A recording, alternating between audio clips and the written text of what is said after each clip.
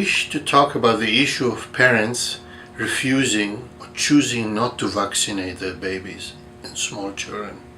We hear more and more of it.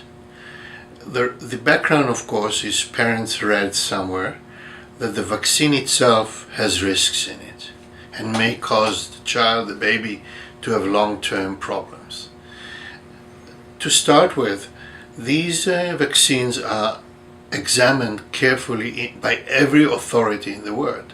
And it's not Canada, United States, Europe, anywhere, because that's everyone's business. There is no single vaccine that has been shown to cause issues when you check it statistically.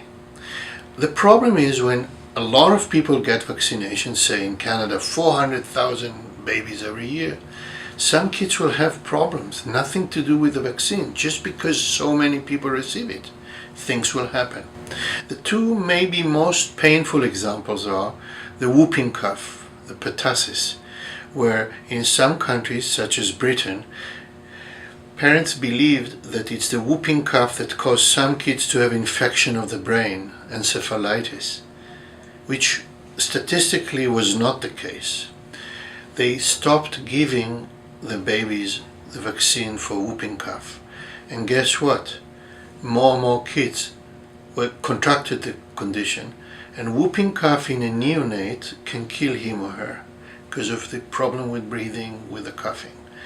There are now outbreaks of whooping cough that we have not seen for 30-40 years. Of course, some of the parents tell us, well, if everyone else vaccinate, we are fine because the bacteria, the bug, will not be around. Well, it doesn't work this way. Needless to say that as citizens, it's totally inappropriate. The second example, which of course was even more vocal, is the issue of autism, the belief that vaccines cause autism. It comes from the fact that vaccines are given in the first 1-2 years of life when autism shows itself. The theory was that it's really the mercury that is added to the vaccines as to clean it actually does it.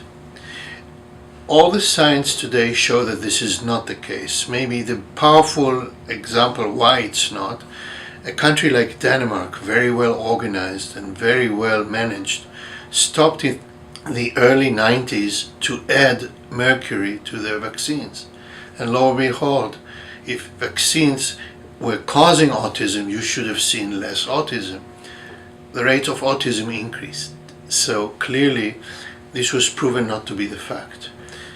Vaccines in general have been probably #1 achievement of medicine in the last couple of hundred of years. A lot of diseases that kids were dying from, diphtheria, polio, are not seen anymore in Western worlds.